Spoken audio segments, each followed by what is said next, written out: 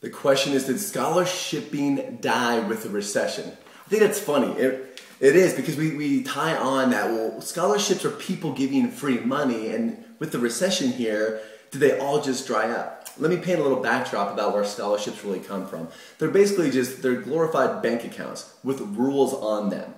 People have a tax shelter where they can put money in, and they don't have any taxes on it, and that money can actually grow, and they can have protection from having any capital gains, basically growth on that money, and not have a tax liability, so long as they push out X amount of dollars. And so long as when they push out that money, i.e. give that money away in the form of scholarships, that certain rules are followed, as attested by that trust document or whatever document is governing that particular fund.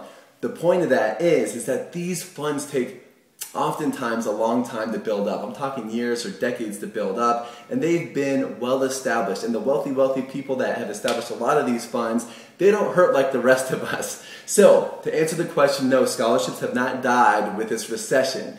They are still there, and a lot of the scholarships that you should be looking at are probably a little counterintuitive to you. Most people are looking at the national scholarships. They're typing in scholarships.com or FastWeb or any of these other behemoth, web search engines for scholarships, and you really don't get a great assortment of scholarships that fit you. So know that there's scholarships that are out there, but I would look at stuff more in your backyard. We call it backyard benefaction. Look at your community organizations, like your Qantas Club, Rotary Club, Lions Club, your local churches, the companies in your area right there. A lot of them have these funds set up because, quite honestly, especially for organizations and for those companies, they're tax shelters.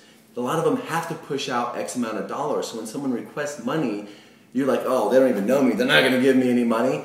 They need to get that money out, or they're going to lose their tax status, and they might have a big whammy on them in terms of the taxes that they have to pay if they don't get that money out. So you never know if you don't ask. I had a buddy that asked Big Five, which is a sporting goods store. He didn't even work there anymore. Asked if they had a scholarship fund. He ended up getting $24,000, $6,000 a year over 4 years, just for asking. Remember, again, it's not that they have these huge hearts, It might just be the simple fact that they put this money into this fund to offset income taxes, and now that it's there, it's got to get out, and if you ask for it, you'll most likely get it. Stay local. Get rid of the rest of the competition.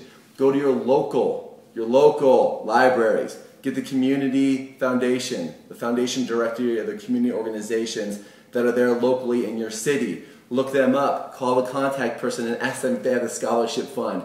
You'll be surprised what you get. You'll most likely get those so long as you follow the directions, because remember, it has to abide by that trust document and turn it in on time. So to answer your question, absolutely, scholarships are alive and well. It's the most thing you're ever going to see me do. So they are alive, they're well, they're in your backyard. Stay away from the national scholarships. And when you know better, you do better. I hope that helps you all out, and I'll see you next time.